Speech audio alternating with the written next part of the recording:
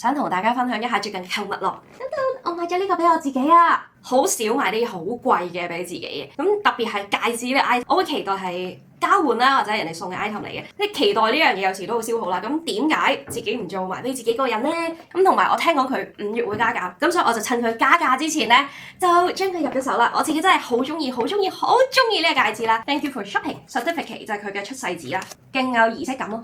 然後打開就係咁樣，即係我睇到嗰下就覺得點解啲人求婚係要佢呢？原來真係咁有儀式感嘅成件事。